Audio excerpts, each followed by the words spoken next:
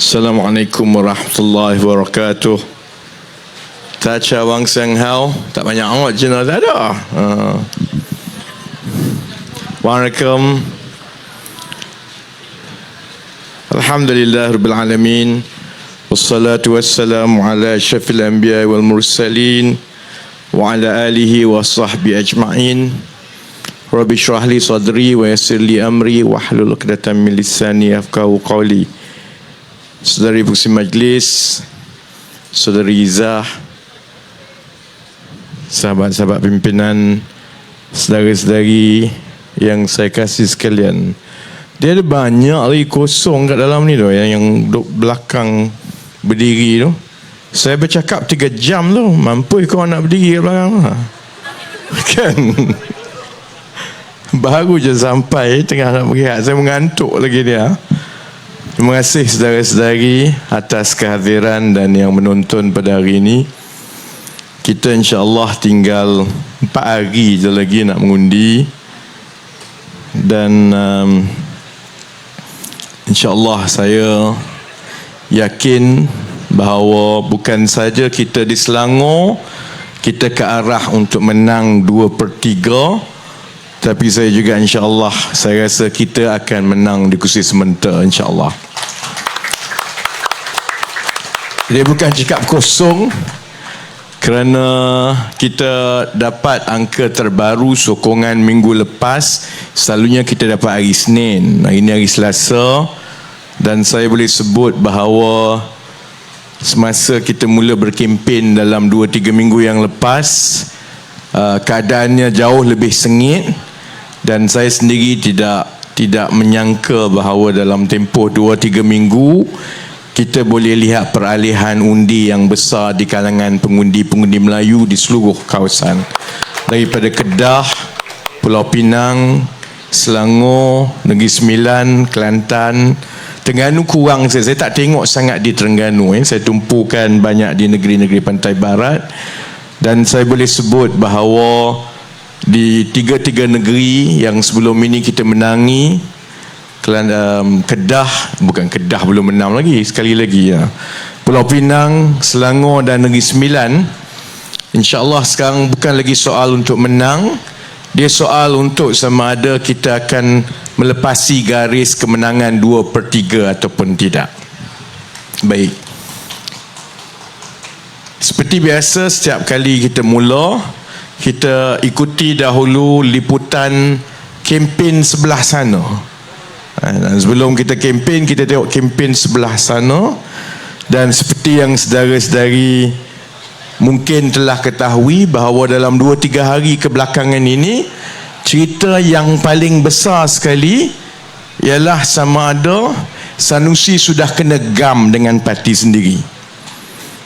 Sebab sebelum ini dia kata dia panglima paling besar, siapa yang dia tak berani lawan, semua dia berani lawan. Dan saya berterima kasih kerana penyokong-penyokong Kerajaan Perpaduan, saudara-saudari tak sebiul macam penyokong-penyokong yang sekeliling Sanusi. Ini penyokong-penyokong yang menyebabkan akhirnya Sanusi perangkap diri sendiri. Sebab lagi celupa dia, lagi banyak penyokong-penyokong dia sorak, akhirnya dia jadi rasa dia lagi hebat, dia jadi lagi celupa. Jadi 2-3 hari kebelakangan ini malah saya sebenarnya di Kedah pada malam pertama yang Sanusi tak hadir. Malam pertama dia tak hadir, malam kedua dia tak hadir, malam ni dia ada ceramah ke tidak ni? Korang bukan tengok pun. Kalau dia tak hadir juga malam ini, ada kemungkinan besar panglima yang dikatakan paling berani sekarang ini kita berteka-teki seluruh Malaysia. Sebab apa dia sekarang ni tak berani hadir pentas ceramah? Mula dia kata ada penyokong dia lah beritahu bahawa dia kena tangkap. Polis kemudian sahkan dia tak kena tangkap. Kemudian diumumkan sendiri bahawa atas nasihat kerana perangkap-perangkap yang akan disediakan ataupun yang musuh-musuh sedang susun, maka dia tak boleh hadir ke pentas ceramah. Saya kadang-kadang nak nasihat juga kawan-kawan dalam PAS ni.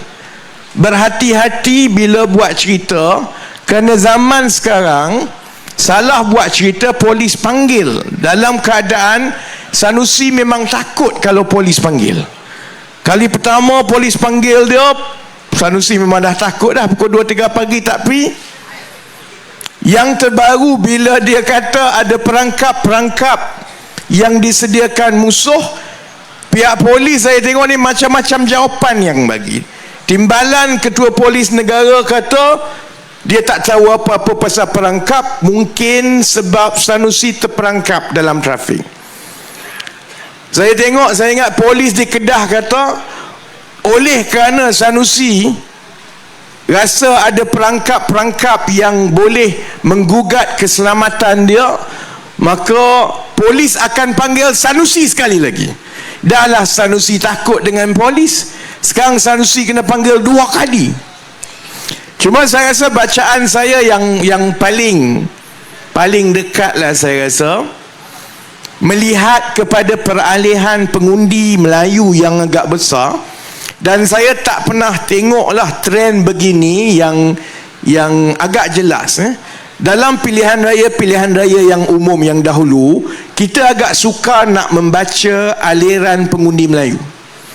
Kali ini agak jelas alirannya itu beralih. Maknanya daripada 1 minggu ke 1 minggu, undi kepada Perikatan Nasional memang jatuh. Daripada 3 minggu lepas, kemudian 2 minggu lepas, kepada minggu lepas. Dan kalau sebelum ini kita susah nak baca kerana pola itu berbeza-beza ikut negeri, sekarang ini memang agak jelas pola yang sama di seluruh negeri-negeri yang bertanding, iaitu ada peningkatan di sebelah Kerajaan Perpaduan dan ada penurunan yang jelas di sebelah Perikatan Nasional. Jadi saya ingat sebab itu perkara yang sama juga dikesan oleh Perikatan Nasional. Dan pandangan saya ialah yang paling tak berpuas hati, kerana Sanusi ni dia fikir asal dia saja, asal dia dapat klik TikTok, asal dia budak-budak dia semua ikut naik motor, dia tak peduli kesan dia kepada seluruh negara dan seluruh calon-calon Perikatan Nasional yang lain yang bertanding.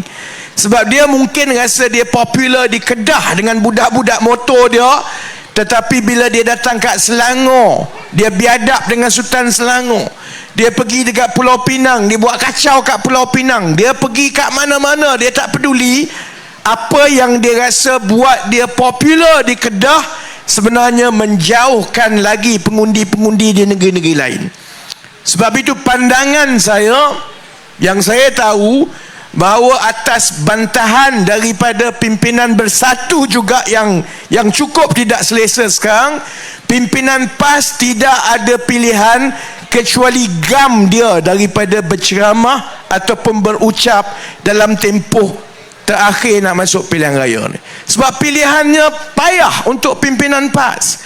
Kalau dia biarkan terus Sanusi berucap dan berkelakuan seperti sebelum ini, mereka akan ambil risiko bukan saja sokongan itu makin menurun seperti yang ada sekarang, risikonya juga ialah perpecahan di antara mereka itu akan jadi makin teruk.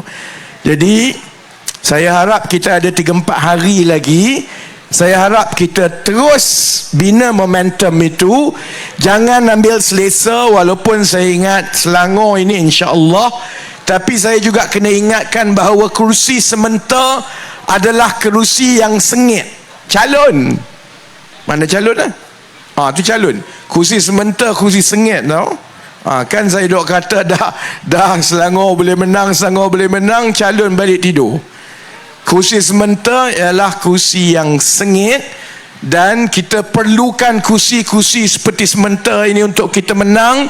Supaya menang Selangor tidak cukup dengan menang majoriti mudah, kita nak menang Selangor dengan kita menang kemenangan 2/3 di Dewan nanti. Baik, apa lagi yang berlaku di sebelah tingkap sana? Satu lagi yang berlaku ialah perpecahan. Yang terbaru dua hari lepas saya ingat, salah seorang daripada ahli majlis pimpinan tertinggi Bersatu, Doktor apa nama dia? Dr. Faiz. Dr. Faiz Naiman. Saya ingat dulu-dulu cerita kalau tengah-tengah berkempen ni ada pimpinan parti keluar parti dan pimpinan yang senior, dia ada kesan yang cukup besar kepada jentera di bawah dan juga kepada pengundi-pengundi. Dr. Faiz yang umum keluar daripada Bersatu 2 hari yang lepas ialah poster boy kepada Bersatu. Ini ialah salah seorang pimpinan muda lewat 30-an yang ditampilkan sebagai Melayu baru yang ada dalam Bersatu ini. Profesional, kononnya tidak rasuah, kononnya tak penting diri, kononnya tidak pentingkan jawatan. Selalunya dalam 2-3 tahun yang lepas, kalau Bersatu nak buat kenyataan media ataupun nak buat komen, selalunya dia akan hantar Dr. Faiz ini buat. Giza gelak. Saya dah nampak dah ada macam sesuatu yang tak kena, kerana pemilihan calon-calon di Selangor untuk Bersatu ni memang bermasalah. Kita tengok di kursi Batang Kali, dia boykot terus, bakar bendera, bakar baju dan sebagainya. Kalau pergi ke kawasan Dengkil, dalam pilihan raya umum yang lepas, Dengkil ini dimenangi oleh Bersatu. Kalau saudara-saudari yang orang sementara ni ada yang sampai ke Dengkil, dia macam pelik. Masuk kawasan lain, semua ada meriah mengundi, bendera banyak semua. Dengkil, bagi pihak Perikatan Nasional macam tak ada apa-apa, macam kosong saja.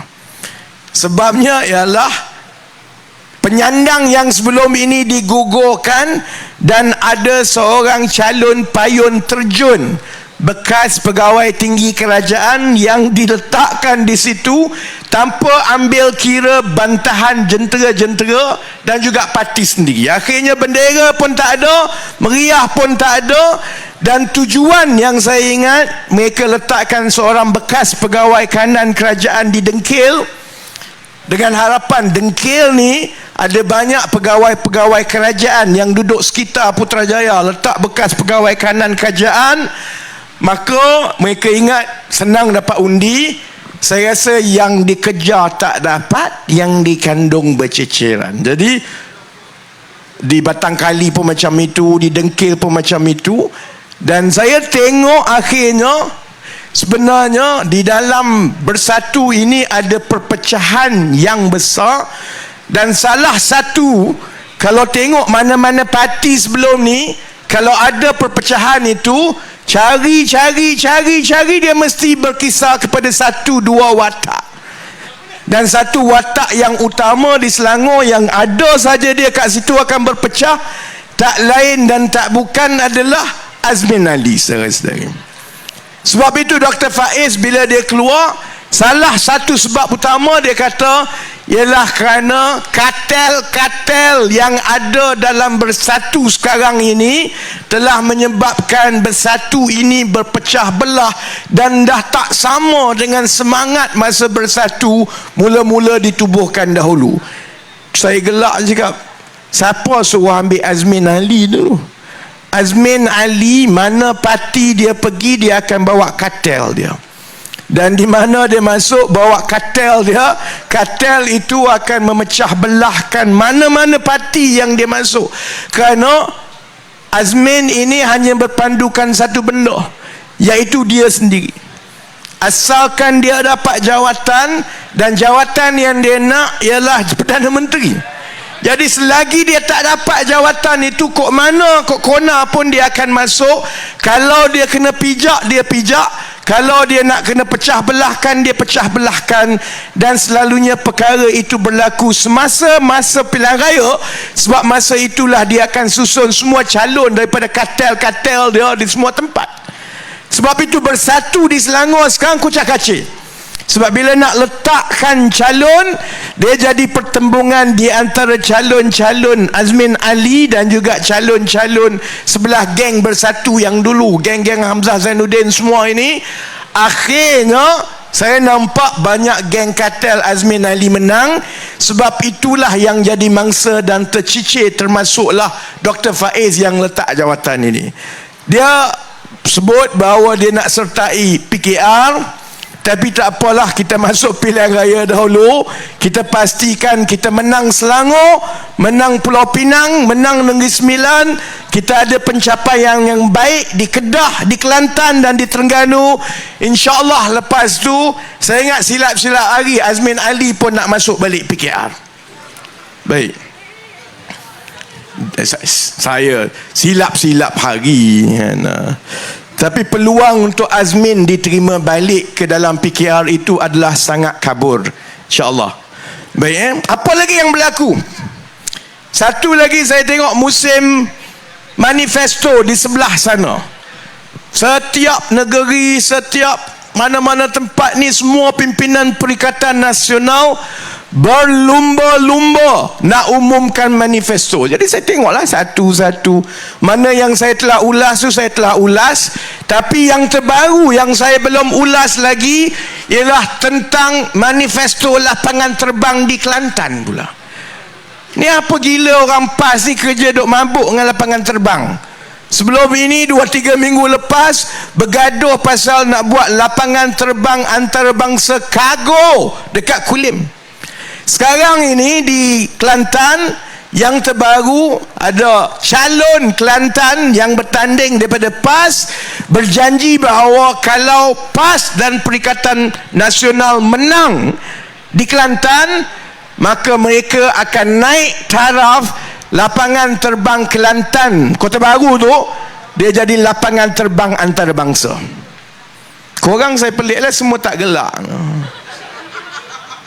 Korang faham kita ada masalah ni kalau PAS berjanji yang dia boleh naik tarafkan lapangan terbang itu jadi lapangan terbang antarabangsa. Ni cerita bus stand. Dia bukan soal semata-mata bus stand. Dia soal bidang kuasa siapa. Kita kan kerajaan persekutuan.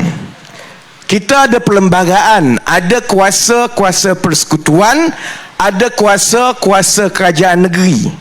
Lapangan terbang ni bidang kuasa siapa? Ini bidang kuasa kerajaan persekutuan. Nak buka lapangan terbang pun kerajaan persekutuan kena luluskan, kerana lapangan terbang ini akibat daripada pelaburan yang besar, semuanya dibiayai oleh kerajaan persekutuan. Jadi soal nak buka lapangan terbang, nak bagi taraf, nak bagi hak pendaratan, nak bagi daripada jadi lapangan terbang serantau ke antarabangsa, itu semua adalah kuasa kerajaan persekutuan.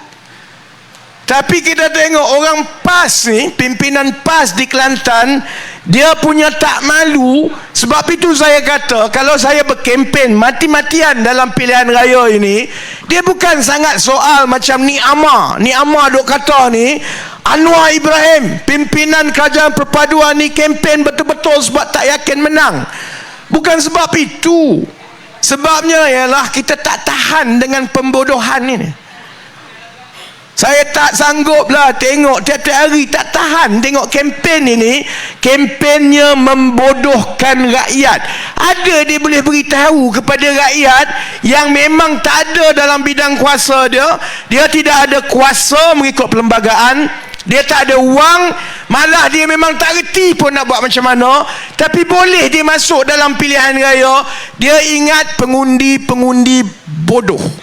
Sebab itu dia boleh janji kalau PAS menang, dia pandai-pandai naik taraf lapangan terbang Kota Baru jadi lapangan terbang antarabangsa. Baik Jadi sebenarnya kalau dia naik taraf sesuatu yang berkaitan dengan pengangkutan, sebenarnya natang apa yang dia boleh naik taraf yang dalam bidang kuasa dia? Stesen bas, stesen bas yang tidak melibatkan rentas negeri, itu adalah di bawah bidang kuasa kerajaan negeri. Jadi kalau betul lah Kelantan ni hebat, kalau pimpinan PAS Dia betul-betul nak tolong rakyat, nak naikkan taraf pengangkutan di Kelantan. Dia dah buat lama dah, saudara-saudari. Sebab stesen bas di Kelantan itu adalah stesen bas yang paling antik sekali dekat negara ini. Sampai sekarang orang duk tunjukkan. Saya ingat Ni Amar lagi lah. Ni Amar bila dia kena tekan bertalu-talu tentang prestasi kerajaan PAS dalam mentadbir Kelantan, dia pun dah tak aci lah banding dengan Selangor. Dia kata kenalah banding dengan Pahang, miskin sama miskin. Orang pun tunjuk Pahang tak ada lah kaya, tapi stesen bas Pahang ni di Kuantan Central tu jauh lagi bagus daripada stesen bas yang ada dekat Kota Baru. Sebab stesen bas yang melibatkan pengangkutan dalam negeri, bukan rentas negeri, itu adalah di bawah bidang kuasa kerajaan negeri. Sebab tu bila orang tanya bab lapangan terbang, dia berani janji yang bukan dalam bidang kuasa dia untuk dia naik taraf sebagai lapangan terbang antarabangsa. Sebab saya dah tahu dah. Contohnya, kalau dia minta, dia kata dia nak minta, memang dia tak ada niat nak buat dan takkan jadi pun.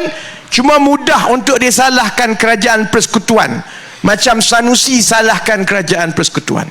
Tapi kalau bab bas ini sampai sekarang dah 40-50 tahun masih lagi antik macam itu. Bila orang tanya kerajaan PAS Kelantan, Ni Amar jawab apa? Kan nama dia stesen bas sementara. Sementara tu macam itulah, sementara yang tetap nak buat. Tak kisahlah lama mana stesen bas sementara itu, dia tetap macam bangsal macam itulah sampai bila-bila. Jadi sebab itu, saudara-saudari, saya yakin berdasarkan perkembangan kempen setakat ini, peralihan sokongan undi itu membuktikan satu perkara.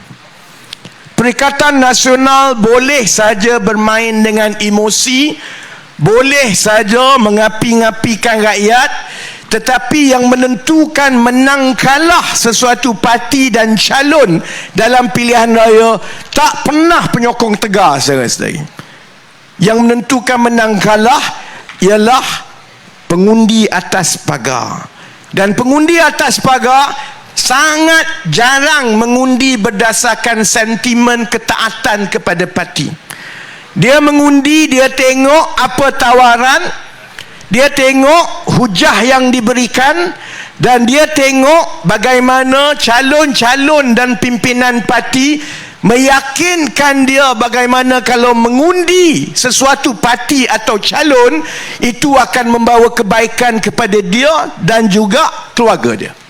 Sebab itu dalam tempoh 2-3 minggu yang lepas, walaupun saya nampak Perikatan Nasional cukup yakin sebelum ini yang mereka akan sapu bersih sampai dia, Azmin ni saya ingat dah tempah 2-3 baju baru nak angkat sumpah ni kot. Saya ingat sekarang ini mereka boleh merasakan bahawa keadaan itu jauh lebih sukar daripada yang mereka rasakan, kerana sekarang ini pengundi-pengundi atas pagar itu sudah tak jadi atas pagar, dan dari sehari ke sehari mula buat keputusan untuk bertukar dan akan mengundi kepada kerajaan perpaduan. Baik, Jadi akhirnya, kalau kita jadi Perikatan Nasional dalam tempoh 3-4 hari terakhir dan dalam keadaan semua dah habis modal dah di sebelah dia, selama ini dia mempertaruhkan superstar dia, yang dia rasa seorang tokoh ini akan boleh mempengaruhi sehingga semua akan mengundi Perikatan Nasional. Sebab dia ingat anak muda semua suka kepada tokoh ini. Lepas 2-3 minggu, saya ingat diam-diam mereka percaya cakap saya, yang kamu tampilkan itu bukanlah seorang tokoh yang dapat tarik minat semua orang. Dia hanyalah badut pelawak yang hanya sesetengah anak muda saja yang suka. Jadi sebab itu sekarang dia dah tahu Sanusi ni lagi banyak dia bercakap, lagi banyak dia buat lawak, lagi banyak kemungkinannya hilang undi. So dia jam dah tinggal 3-4 hari ni. Dia nak cerita pasal perkauman semua, dia tak boleh, sebab pergolakan yang berlaku dengan gerakan itu semua orang nampak. Dengan DAP, dengan kerajaan perpaduan, kamu serang habis-habisan, tapi dengan gerakan kamu serah kursi majoriti Melayu kepada Presiden gerakan. Orang Penang semua boleh nampak. Jadi akhirnya dalam tempoh 2-3 hari yang terakhir ini, percayalah, satu-satunya yang dia akan mainkan berulang-ulang kali saudara-saudari ialah kononnya kalau Perikatan Nasional dapat undi yang banyak, dia nak suruh semua Melayu ni semua undi dia, maka dia kata 13 Ogos maka akan ada pertukaran kerajaan. Ada orang pernah fikir tak macam mana kepala otak ada orang boleh fikir ni? Baik ya. Tapi ni saya nak cerita, otak dia ni terlalu pandai sebenarnya. Dia terlalu pandai, sebab itu orang biasa tak tercapai di akal kita. Sebab itu bila tanya kepada pimpinan Perikatan Nasional, dia kata ada banyak jalan untuk tukar kerajaan ini. Baik ya, untuk orang yang waras macam saudara-saudari yang ada yang menonton ini, kita tengok jalan perlembagaan. Jalan perlembagaannya ialah untuk menukar seorang Perdana Menteri. Ia mestilah bermakna calon yang mewakili satu gabungan itu mesti melepasi angka 112. Sekarang ini Perikatan Nasional ada 74. Kerajaan Perpaduan ada 148. Jadi untuk menukar situasi itu, maknanya selepas sahaja pilihan raya negeri hari Sabtu ini 148 tolak 112, maknanya ada 36 orang ahli parlimen kemudian mesti beralih untuk sama ada tanda tangan SD ke ataupun tunggu dewan yang seterusnya ke. Tapi mereka menyatakan secara terbuka dan secara rasmi bahawa mereka menyokong Haji Hadi ke, mereka menyokong Tan Sri Muhyiddin ke untuk jadi Perdana Menteri. Itu perkiraan dia tak? Macam mana perkara itu boleh berlaku? Atas kertas tak boleh berlaku lah. Sebab kita ada undang-undang anti lompat parti. Kalau seseorang itu dia keluar parti atau masuk parti lain, seperti yang pernah berlaku zaman Tebu Atap dulu, secara automatik kerusi dia kosong. Tak cukup dia. Marilah 30 orang, dia kata, oh saya nak keluar daripada parti A, parti B, parti C, nak masuk parti Bersatu atau PAS. Daripada dia jadi wakil rakyat, tiba-tiba dia tak boleh. Dia tak nak jadi rakyat biasa. Dia pun tak ada kursi. Nak angka 112 daripada 74 pun tak dapat. Baik. Jadi jalan itu tak boleh berlaku. Perikatan Nasional pun tahu, rakyat Malaysia semua tahu, undang-undang anti lompat parti telah memastikan perkara itu tak boleh berlaku. Jadi itu setakat itulah akal waras kita yang logik manusia rakyat Malaysia ni. Kok mana lagi boleh buat ni? Sebab kalau itu berlaku hanya dengan sama ada sesuatu parti itu keluar en blok. Kita ada banyak parti di dalam Kerajaan Perpaduan. Ada PH, ada BN, ada GPS, ada GRS, kemudian ada lagi parti warisan. Kita ada parti-parti lain. Setakat ini tidak ada mana-mana parti yang kalau dia keluar jatuh kerajaan. GPS ada 23. Katakanlah Haji Hadi ni boleh berjaya meyakinkan GPS, saya rasa dah lah. Sebab orang Sarawak ni kurang selesa dengan cara berpolitik PAS. Tapi katakanlah dia boleh buat juga. Baru 23. Katakanlah pula, saya tak rasa benda ini pun boleh berlaku, sebab kami semua dalam kabinet dengan pimpinan kanan Barisan Nasional. Dan saya dah tengok macam mana kempen-kempen semua setakat ini, jentera Pakatan Harapan dengan Barisan Nasional dapat bergerak dengan baik. Katakanlah pula tiba-tiba Barisan Nasional nak keluar, baru 31, baru 30, belum cukup lagi 36, tak cukup lagi 6. Baik, Dan kalau mana-mana parti termasuk Barisan Nasional nak keluar daripada kerajaan perpaduan, dia tak boleh dengan keputusan yang dibuat dekat atas itu saja. Dia ada proses dia, kena ada majlis tertinggi, kemudian mungkin kena buat perhimpunan agung khas. Dia panjang. Baik, Lagi penting, saya tak rasa mana-mana pimpinan yang ada dalam gabungan parti-parti dalam kerajaan perpaduan sekarang ini nak bekerjasama dengan Muhyiddin dan juga dengan Haji Andi. Apa benda yang dia tak kata? Bersatu dengan PAS. Dia tak melihat UMNO dan Barisan Nasional sebagai rakan. Dia lihat UMNO Barisan Nasional sebagai parti yang dia nak tunggang untuk sampai ke Putrajaya. Kalaupun dia boleh meyakinkan 4-5 orang, saya tahu bahawa perkiraan, dan kalau saya jadi pimpinan UMNO, saya memilih rakan saya tahu lebih mudah untuk berurusan dengan Pakatan Harapan, GPS dan JRS berbanding dengan berurusan dan cuba berada dalam satu pasukan dengan PAS yang bersatu. Kerana Pakatan Harapan, GPS, JRS, kita tak tengok untuk lanyak UMNO, berebut kursi UMNO. Sebab itu bila kita gunding kursi tak ada masalah. Berbanding dengan pengalaman UMNO dan pengalaman PKR sendiri mengundingkan kursi dengan PAS dan bersatu. Unding dengan PAS dengan bersatu, habis dia nak sapu kat dia.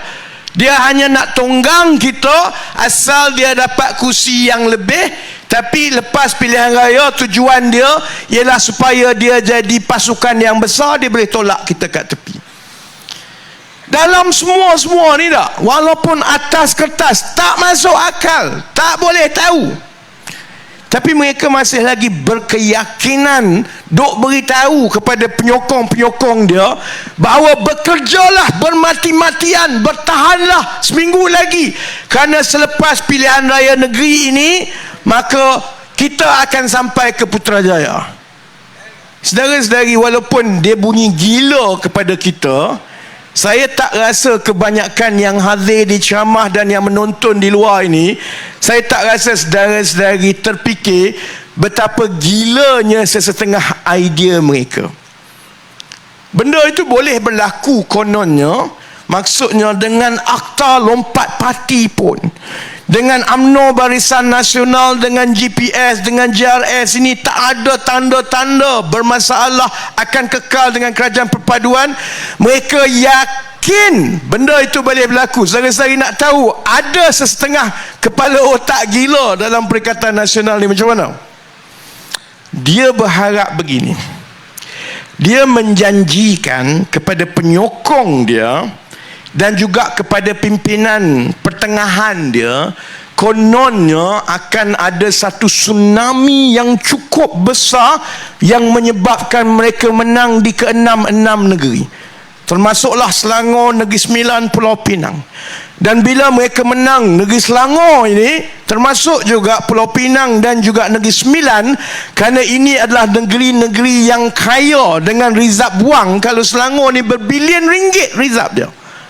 Jadi itu bagi motivasi. Maksudnya dengan menang ini kamu semua akan dapat tempat. Tapi yang lebih menarik bagi mereka, mereka nak beritahu bahawa bila ke-6 negeri ini kita akan menang, mereka boleh meyakinkan cukup ahli-ahli parlimen individu, baik daripada Barisan Nasional kononnya, baik daripada GPS, baik daripada JRS, baik daripada parti kecil ni. Sebab dia tahu, dia tak boleh jawab ni, macam mana kamu nak dapat 36, kerana tidak ada satu gabungan parti pun yang cukup angka 36 untuk keluar.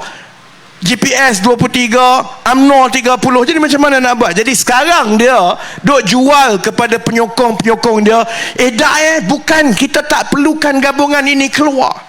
Bila ada tsunami yang besar sampai 6 buah negeri ni kita punya, itu maksudnya orang Melayu semua telah bangkit, maka kita boleh meyakinkan lebih daripada 36 orang wakil rakyat individu, baik daripada UMNO, baik daripada GPS, daripada JAS, baik daripada PKR sendiri pun, untuk keluar dan keluar parti mereka.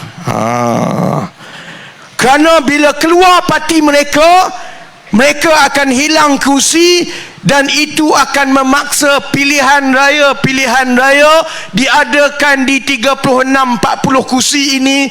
Dan dengan arus kebangkitan Melayu itu, kita bila bertanding di 40 kursi, 36 kursi yang dikosongkan oleh calon-calon ini, maka kita akan menang dan kita sampai ke Putrajaya.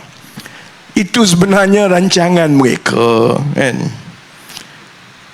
Saya banyaklah dah buat rancangan, bincang, runding politik, daripada awal penubuhan PH, kemudian penubuhan kerajaan perpaduan. Saya ingat akal saya ni dah panjang dah bab-bab berunding ni. Saya sendiri pun tak pernah tercapai akal. Ada kerja orang gila yang tak masuk akal. Saya nak tanya, kalau saudara-saudari ni wakil rakyat dalam UMNO ke, wakil rakyat dalam GPS ke, wakil rakyat dalam PKR, yang kamu gila nak kosongkan kursi untuk bagi laluan supaya ada pilihan raya baru besar-besaran di seluruh negara, semata-mata supaya Muhyiddin Yassin jadi Perdana Menteri balik. Masuk akal ke tidak?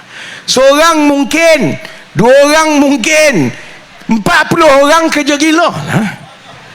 Hampir mustahil lah ada 40 orang ahli parlimen gila daripada kerajaan perpaduan yang nak keluar parti untuk mengosongkan kursi dan memaksa pilihan raya baru besar-besaran. Tak masuk akal. Ini hanyalah mimpi di siang hari yang Muhyiddin, Haji Hadi, ni geng-geng Azmin duk fikir sendiri dan juga duk beritahu kat orang. Sebab itu saya tak bimbang langsung benda itu. Biarlah, biar dia nak khayal, biar dia nak ambil pil, kok suka dia lah, dia nak fikir apa. Masalah kita ialah begini, bila mereka secara berterusan mengulangi perkara ini, dan bila walaun kat bawah ni dia tak fikir panjang, dia betul-betul ingat bahawa benda ini boleh berlaku. Dia tak fikir, contohnya, kalaulah betul dia boleh yakinkan 40 orang ahli parlimen daripada kerajaan perpaduan untuk mengosongkan kursi demi untuk memaksa pilihan raya, baru kita nak habis pilihan raya negeri ini, dia nak paksa lagi 1 round pilihan raya lagi ni untuk tukar kerajaan. Kalaupun lah benda tu boleh berlaku, saya tak rasa pertama rakyat Malaysia akan maafkan mereka. Kalau berani buat dan boleh buat, buatlah. Satu, saya tak rasa benda itu akan berlaku langsung. Kedua, kalaupunlah ada orang gila 40 orang ahli parlimen yang nak mengosongkan, dan ahli parlimen ini termasuklah, kalau 40 nak cukupkan angka ni, maksudnya pimpinan-pimpinan UMNO, GPS yang dalam kabinet sekarang ni, mereka bukan saja kena keluar daripada kabinet, mereka kena mengosongkan kursi, tak jadi wakil rakyat. Gila ke apa? Takkan berlaku.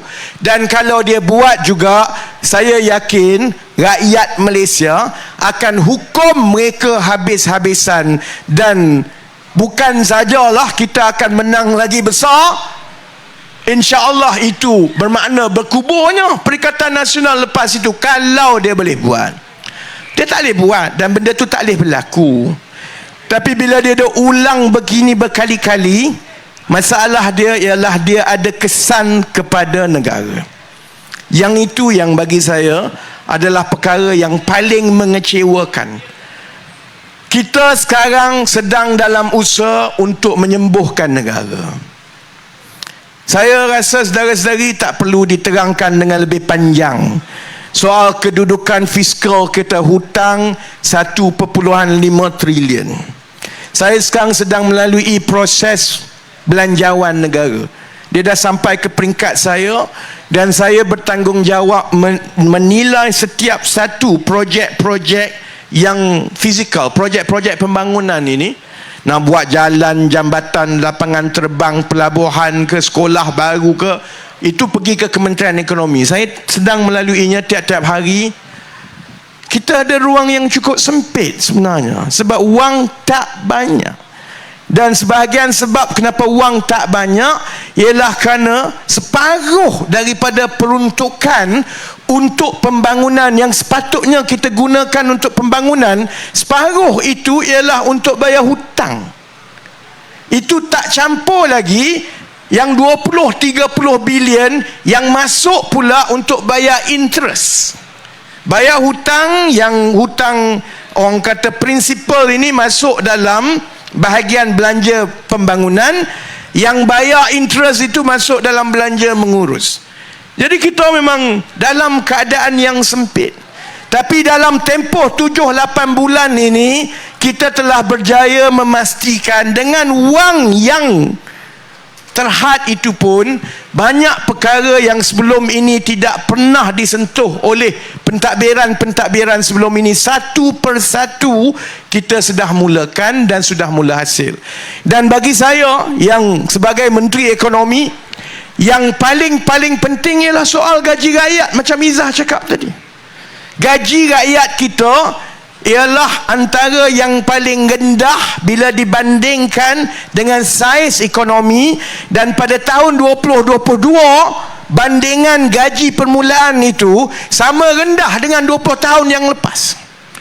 Kalau kerajaan tak campur tangan untuk menaikkan gaji rakyat, maksudnya generasi yang muda ini dari setahun ke setahun mereka lebih miskin daripada ibu bapa mereka. Mereka hidup, harta dan juga keupayaan kewangan mereka lebih rendah dan lemah daripada ibu bapa mereka, dalam keadaan mereka sebenarnya lebih terpelajar dan terlatih berbanding dengan ibu bapa mereka.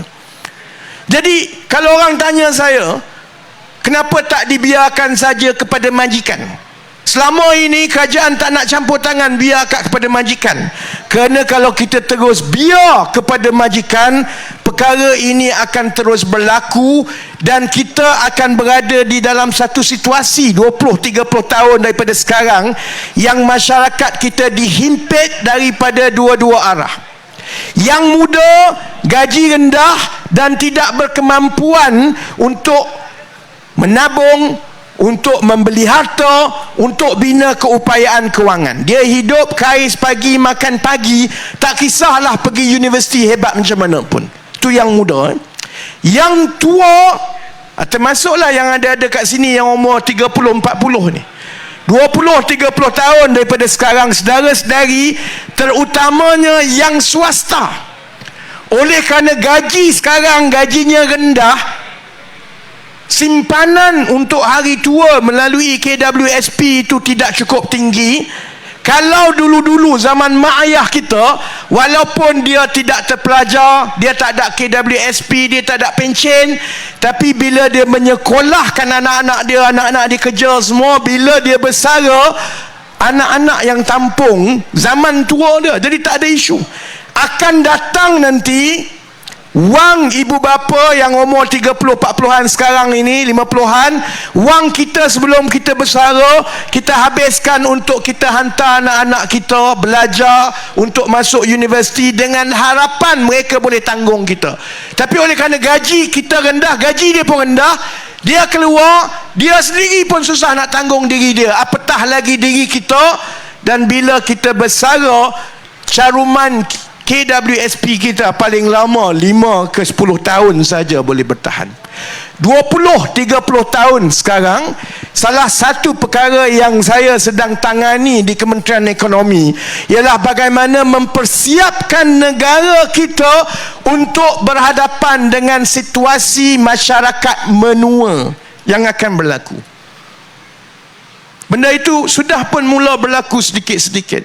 Dan untuk kita keluar daripada risiko begitu, maka sebab itu kerajaan dah buat keputusan untuk campur tangan terus dalam menaikkan gaji pekerja-pekerja swasta dan awam. Sebelum ini tak pernah dibuat. Tapi untuk ini berlaku, ia bermakna ekonomi kena stabil. Ia bermakna pertumbuhan ekonomi itu kena terus naik dan berlaku pada kadar yang baik.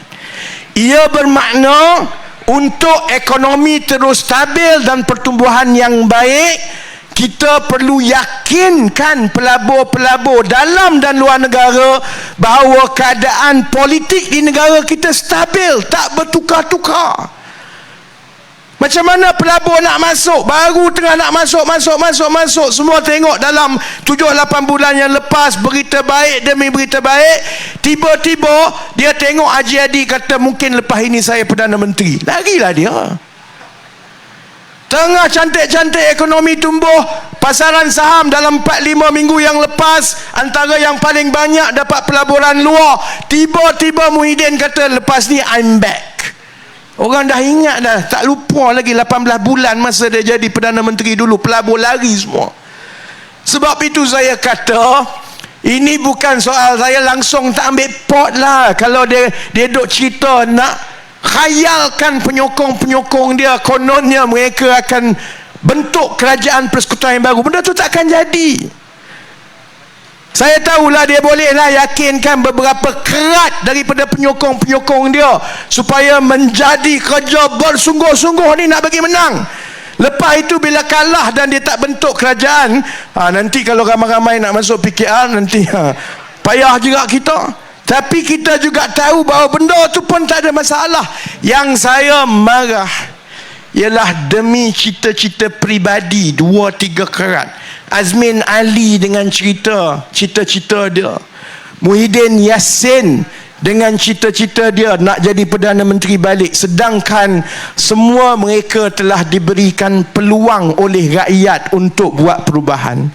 Tan Sri Muhyiddin dah ada 18 bulan sebagai Perdana Menteri. Azmin Ali dah jadi Menteri Besar 4 tahun lebih. Zaman dia tu daripada rizab tinggi, turun ke bawah. Lepas dia tak jadi tu, kita kena bina balik, naik ke atas rizab. Lah ni dia nak datang balik dah, dia nak belanja balik. Dia dah ada peluang sebagai Menteri Besar, dia juga dah ada peluang sebagai Menteri Kanan Ekonomi. Sampailah ni kita tak tahu buat apa. Saya tahu, saya sebenarnya tak sembang sangatlah cerita masa Azmin dekat Kementerian Ekonomi ke apa. Saya tahulah, saya ambil tempat itu lah. Bukan saja kita tak tahu dia buat apa dekat situ, pegawai-pegawai pun tak tahu dia buat apa dekat situ. Sebab semua orang tak tahu dia buat apa. Dia masuk, dia tak keluar bilik dia, tak ada orang tahu dia buat apa. Sepanjang 2 tahun dia jadi Menteri Ekonomi, pegawai pun tak tahu, rakyat pun tak tahu. Tapi sekarang masih lagi bercita-cita untuk jadi Menteri Kanan, Perdana Menteri dan lain-lain, dalam keadaan kita berada di landasan yang cukup baik. Sebab itu saya nak tutup begini, saudara-saudari. Saya tak rasa bimbang sangatlah minggu ini. Dalam 2-3 minggu yang awal-awal tu sebenarnya saudara-saudari perasan, kalau tengok balik semua ceramah saya di semua tempat, masa itu saya tak ada mengatakan bahawa kita dah berada di depan ataupun kita dah menang. Saya tak kata. Masa itu kita mula berkempen, memang sengit di negeri, semua negeri kecuali negeri 9 sahaja yang kerajaan perpaduan memang berada di depan lebih awal daripada Perikatan Nasional. Tapi memang betul awal-awal di Selangor itu saya ada kebimbangan, di Pulau Pinang saya ada kebimbangan, di Kedah saya tengok dengan bimbang macam mana fenomena badut ini kita nak tangani. Kelantan, Terengganu, kita dah tahu memang mereka berdepan. Tapi Alhamdulillah, minggu ini dalam 3-4 hari yang akan datang, saya ingat kalau kita kekalkan dengan momentum begini, mereka akan terus berpecah. Rakyat boleh nampak dia tak ada hala tuju ekonomi, huru hara. Dan insya-Allah lebih ramai pengundi-pengundi atas pagar akan buat keputusan untuk mengundi kita. Sebab itu bagi saya, insya-Allah kita tidak ada masalah untuk menang di Selangor, Pulau Pinang dan Negeri Sembilan. Dan insya-Allah saya rasa Negeri Sembilan itu kita sudah pun melepasi garis menang 2/3, insya-Allah setakat hari ini. Dalam pecutan 3-4 hari akan datang ini, kalau kena cara dan kalau kita terus tumpu kepada rakyat, jangan sangat tunjukkan semua ini mengenai kuasa dan kedudukan. InsyaAllah saya juga yakin kita juga akan melepasi garis kemenangan 2/3 di Selangor, dan insyaAllah boleh juga garis kemenangan 2/3 di Pulau Pinang. Sebab itu insya-Allah dalam tempoh 3-4 hari terakhir ini, pimpinan-pimpinan kanan kita juga akan bertumpu ke Kedah, kerana kita akan bawa tumpuan kita untuk kita gempur apa yang disebut sebagai kubu mereka, kerana kita rasa insya-Allah Selangor, Pulau Pinang dan Negeri Sembilan sekarang telah selamat. Jadi dengan itu, saya berharap supaya yang di bawah dan kursi sementara masih lagi seperti saya sebut, kerusi yang mencabar. Ini kursi yang bertukar-tukar tiap pilihan raya ni. Ini kursi yang sangat swing ni. Tapi insya-Allah dia semakin dekat untuk kemenangan. Dan sementara penting kerana dia juga adalah kursi-kursi yang melambangkan kursi majoriti Melayu di pantai barat Selangor. Dalam bahasa Inggeris, maksudnya sementara ini adalah a bellwether seat. Kalau sementara beralih, insya-Allah kursi-kursi lain juga akan beralih dan akan memenangkan calon-calon daripada PH dan BN dalam pilihan raya negeri kali ini. Jadi saya kena kerja esok. Dan saya dah lebih kurang 3 minggu demam tak habis-habis. Jadi saya minta izin untuk balik sedikit lebih awal. Selalunya saya habis betul-betul tepat pukul 12 tengah malam. Tapi di sementara ni saya ingat 10 minit lebih pendek pun sudah cukup untuk membakar semangat saudara-saudari yang ada, yang hadir, untuk kita pastikan beberapa perkara. Pertama adalah cukup penting supaya jentera PH dan BN di bawah itu bergerak seiringan bersama-sama dalam kempen dalam tempoh 3-4 hari yang akan datang ini. Kerana pengundi atas pagar Melayu, mereka nak lihat bahawa persamaan ini ialah persamaan yang dipegang oleh kepentingan negara, bukan sebagai permainan politik. Mereka boleh faham kalau pimpinan kanan di peringkat PH dan BN itu boleh membuat strategi untuk bekerjasama. Tapi mereka nak tengok sebenarnya persefahaman itu sebenarnya sampai ke bawah, barulah mereka yakin bahawa persefahaman itu betul-betul dipegang oleh kepentingan negara dan masyarakat. Jadi tumpukan supaya kerjasama jentera PH dan BN di bawah itu bekerja dengan baik. Kedua, calon dan jentera kena tumpu kepada pengundi-pengundi muda 24 tahun sampai 18 tahun dalam 3-4 hari terakhir. Kerana di seluruh 6 negeri yang kita bertanding ini, secara puratanya Kerajaan Perpaduan telah pun melepasi sokongan Perikatan Nasional untuk semua kumpulan umur 24 tahun ke atas. 25 ke 35 kita mendahului, 36 ke 45 kita mendahului, 46 ke 55 kita mendahului. Yang tua tu lagi lah. Satu-satunya kumpulan pengundi yang Perikatan Nasional masih lagi berada di depan ialah kumpulan pengundi kali pertama 18 tahun ke 24. Jadi dekati mereka, yakinkan mereka dan tunjukkan kepada mereka bahawa mengundi ini ialah untuk demi masa depan mereka. Dia bukan soal menjadi badut macam Sanusi semata-mata. Dan kalau kita boleh lakukan itu dalam tempoh 2-3 hari yang akan datang, saya doakan yang terbaik supaya sahabat-sahabat yang bertanding di sini dan kursi-kursi sekeliling ini, bagi pihak PH dan BN, saya ucapkan selamat maju jaya. Bila saudara-saudari dah jadi wakil rakyat nanti, ingatlah bahawa seperti mana saudara-saudari boleh diangkat jadi wakil rakyat kali ini, saudara-saudari juga boleh dibawa turun di musim yang akan datang.